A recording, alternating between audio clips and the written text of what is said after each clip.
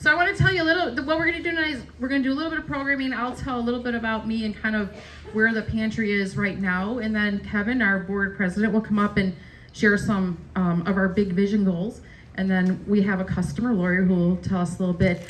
And then I'll introduce staff, and then you'll be able to kind of mingle around and get to know some of the options and ways that you can participate and get involved with the pantry. So I am, like I said, I'm Sue. We have lived out in Downers Grove for over 20 years. And during that time, we have been volunteers and donated to the pantry because we knew how absolutely important food, the basic need of food is. And it's not a surprise to any of you because you're all here because you love the pantry and what we do. But it's so absolutely critical for people to have that resource. Had some food. In order to learn at school, you have had to have had some food. And so it's just an absolute basic need that everybody has. And I am just thrilled in order to be here now and working with this incredible staff and wonderful board to continue to do the work that we're doing. I keep saying that we are in the middle of a perfect storm. Not a good perfect storm, but a perfect storm. What's happening at the pantry now is that we have 3 times the number of households coming to us each week. Last year, at the same time, we would have had 250 households coming here. Last week, we had 726 households. 726, 3 times what we would have had in the past. It's staggering. People are struggling. People are suffering. People need our help and support. At the same time, the other part of this perfect storm is that we all know about how high inflation is, how much food costs. Who's purchased eggs recently? Did you ever think we'd pay $4 for a dozen eggs? Like you can go and get them for 99 cents, but here we are. And for us, that's a great protein. So we see that our food costs have gone up. For us, a lot of the food we get from the Northern Illinois Food Bank. And in the past, we've been able to access quite a bit. I think Paul has said over 10 pages of different products. They're now down to just 6 pages of choices. At the same time, they're now charging us for things that they used to give us for free because their costs have gone up. Their ability to procure food has become harder and harder. So now when we purchase food from the Illinois Food Bank, we're paying 7 times more than what we would have paid last year. So we have 3 times as many people coming to us. We're paying 7 times as much as we had in the past. This is a perfect storm. And that's part of why we wanted you to come here tonight. We wanted you to understand really the struggle that we're in and to ask you to continue to be engaged and get re-engaged, get your friends engaged, because we have to get through this storm. And it's gonna end, we're gonna make it, but right now we're gonna have to really, really come together and work hard. The other statistic that struck me is that when we look at how many communities people are coming from this year versus last year, we have 53 new communities. We serve 88 communities now. We have people coming from 88 communities. 53 of those communities, people did not come here last year. They're coming from as far as like Woodstock. People are struggling. And you know how fundamental this is. So I hope that when you're here and you look around and see the incredible food and resources that we have, you'll have a chance to meet the incredible staff and learn more about how to volunteer, how to get involved in supporting the pantry, how to be a part of the virtual pantry, maybe become a donor to help us navigate. As you can imagine, our costs are very high right now. So don't despair. It's all good in the sense of we'll make it through, but I just wanted you to know that this is where we're at. So with that cheery message, I'm gonna invite Kevin to come on up, our board president, and hopefully we're okay up here. Thank you, Sue. And thank you everyone for coming out tonight. I really appreciate it. Sue said, my name is Kevin Delano. I'm going to take a few minutes today to talk to you about some of our strategic initiatives and our plans for the pantry. The pantry's vision has been and continues to be a community without hunger. In order for us to achieve that vision, we've really broken down our mission, and I'd say twofold.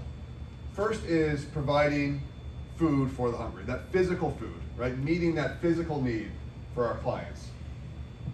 In addition to that, we need to find ways to either provide resources or access to resources that are going to enable them to improve their quality of life. And so what that means, our approach includes optimizing the pantry operations, right? Whether it's this physical building you see right here, and increasing that access to food, increasing that physical access to food to feed the hungry. It also means finding ways to partner or support basic needs assistance, right? Helping open up a pathway for our clients to start to achieve self-sufficiency. Because that is what is going to ultimately take them and us into that vision of a community without hunger. Our research, Sue talked about some of the communities that we serve. Our research enables us to identify areas that are most likely to suffer from food insecurity, while at the same time having a lack of basic access to quality food. Even within those communities then, we're able to identify groups that are more likely, even within those communities, to suffer from food insecurity. And so clearly it's places like Woodridge, Romeoville, Bolingbrook, Glendale Heights, Woodstock, right? It's all over the greater Chicagoland area. I emphasize what Sue said, people are in need. They're coming here because we're able to help them. And we love being able to do that. We are seeing changing demographics, right? Whether it's the new communities we support or as those communities change. And so initiatives that we've put in place to help support those customers and those clients include things like increasing the diversity of food that's available, right? To meet ethnic, cultural, or dietary restrictions. It means innovating in the ways that we deliver that food. While this physical building is beautiful and the staff has done a phenomenal job of making it a welcoming place for our customers, we know that they have other needs. So we've partnered with places like DoorDash to allow delivery. There's a virtual pantry, right? Trying to meet our customers where they are in order to improve that access to food. We're expanding services like case management, while at the same time looking for partnerships with suppliers to improve what we can offer our clients based off their needs and their demands. All of that requires phenomenal staff to support and great volunteers to provide that service to our customers. But we also need the support of donors like those here in this room, whether that's time, treasure, talent, to support the pantry so we can continue to support them. Sue talked about the headwinds that we're facing. It's all the same headwinds you're facing either in work, personal life, or otherwise. All of our customers are facing the same thing. We've seen a huge surge in demand, coupled with a significant rise in the cost of services and food. Our top priority will always be that physical putting food on the table, helping feed those families, alleviating that hunger. With your support and the support of our communities, we can keep driving towards that vision, realizing that community without hunger by improving their ability to be self-sufficient and move away from the need for a service like the pantry. We're a long way from being there in this current environment, but again, with the people that we have here, volunteers, staff, donors, everyone in this room, we feel confident we can have a truly meaningful impact on all of our communities and the people that we serve. So again, thank you everyone for your time. We'll be around to talk more. I think we're heading off to Paul next. To Lori. To Lori, my apologies. No. Who's going to share her story with you. Here we go. You're great. Okay, good evening, everybody. I'm not used to talking to such a big crowd, just so you know. But years ago, okay, I'm a volunteer on Saturdays and sometimes on Thursdays. Years ago, I had to use this pantry. I was raising my granddaughter, okay, and there was a time, it was about 2 years that I used the pantry. The one holiday season changed my life. I sat there because I didn't have the resources to buy food for Thanksgiving and Christmas. This place was the only resource I had. So I came here, and I'm gonna tell you what, when I got back into my car, in both occasions, I literally cried and thanked God, because without this resource, there would have been no Thanksgiving or no Christmas. Okay, so I was very grateful for having this place. Needless to say, I'm more stable now. Now I'm a volunteer, and this place is very, very important. These people that come in, we treat them as humans, not as some disease, or, sorry, I'm babbling. No, you're good. So That's a anyway, good point. when they come in here, okay, and if you look around the pantry, it's no different than going to a grocery store, okay? These people, they make their own choices, and as humans, we like to make our own choices. So with them doing that and how beautiful, they just did wonderful with these, little cubbies and everything else. It makes it a more cheerful place. The volunteers, can't say, these volunteers are outstanding here, okay? And if they can get any donors or anybody to volunteer to help this place out, they should. Because you do not know the impact that you have on somebody's life, okay? You really don't. Because now, I was on the one end, now I'm on the other, okay? So when these people come in, I know how they feel. Because I was like them, okay? And there's nothing more I can say about this place, I'm sorry. No, it's good. You know? Thank you, Lori. But We need to yeah. say anymore, it's great. No, thanks, Sue. So, if you think about food, food is my world, right? The store, this beautiful space that we're sitting in, right? Thank you to my staff and also to all the volunteers for creating this wonderful space that, honestly, it's about 50 people here. Imagine if 10 of your closest friends were with you. 500 people are going to come through this store the next week. But that's not the whole story, right? Kevin mentioned a couple of the other channels we have. We have a school pantry that we operate out of Romeoville. That one, we're seeing 30 families right now. 30 families a week are coming to that pantry to receive food. We also have our virtual food pantry. Our virtual food pantry, that one, we are looking at 500 orders in 1 month. We have distribution sites out of Woodridge. We also have sites in Romeoville, in Bolingbrook. We're partnered with schools. We're reaching kids. We are doing what we can do. Kevin mentioned, let's meet people where they are. So we have that option where you can order online. You can do your grocery shopping in the palm of your hand. But let's take it the next step, right? You talk about DoorDash. We have a partnership with DoorDash. We started that a couple of months ago. I'm going to tell you, in the last 30 days, over 1,300 boxes of food left this pantry and were delivered by DoorDash. Over 1,300. The need, you guys hear it all the time, right? The need is high. I've looked in the faces of people who tell me I was doing okay. I'm not doing okay now. It's either my rent, my mortgage, or it's food. That's the reality of the situation that we're all living in right now.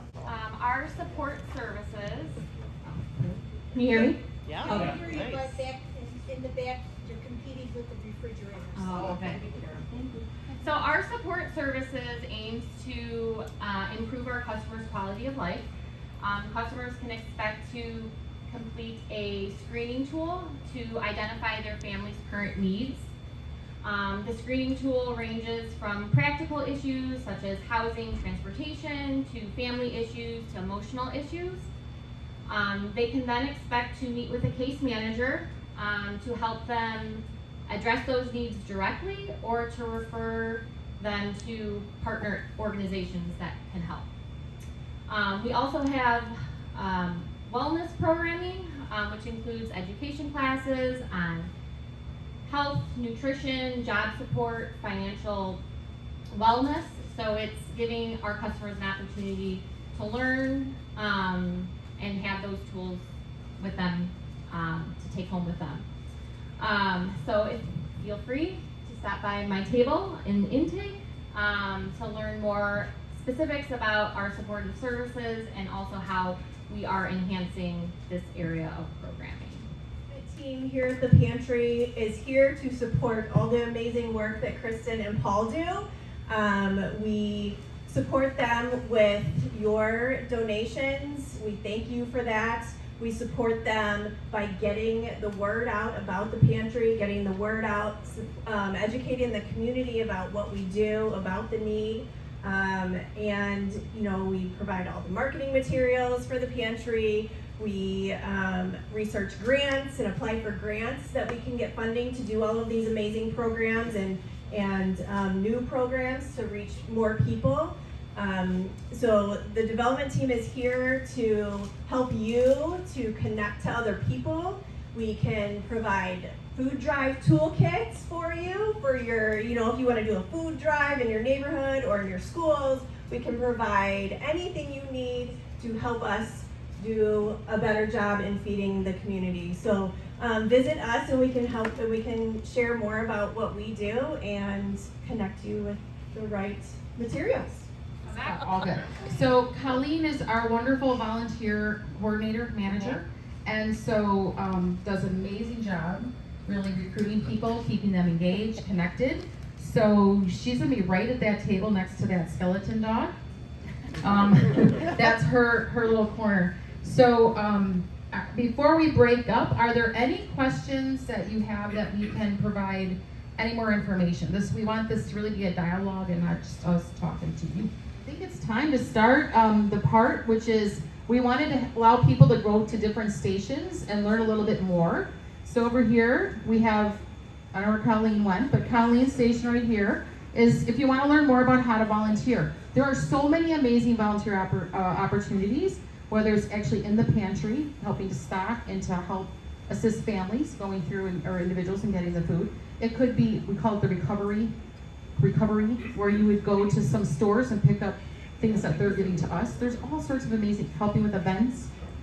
There are all sorts of amazing things. So please stop by Colleen to talk about that. In the back under me, we have Edwin. Wave, Edwin.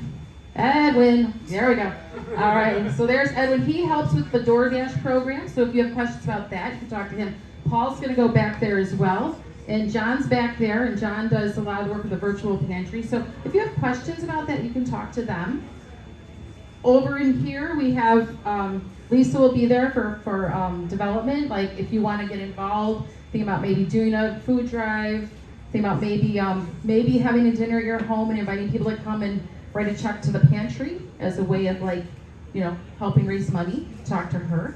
And then Kristin, you can talk to Kristin about the supportive services build out that we're doing, which is really, it's amazing that we're taking care of this basic need of food, and now that we're going to be providing that kind of wraparound of supports to improve quality of life is really exciting, and I think it's something that each of you can be very proud of the pantry doing that. Okay, so mingle around. I'll be up here if you want to talk to me. The board members will also be at stations, and have fun. Just mingle and chit chat, and thank you for coming. We're really glad you're here.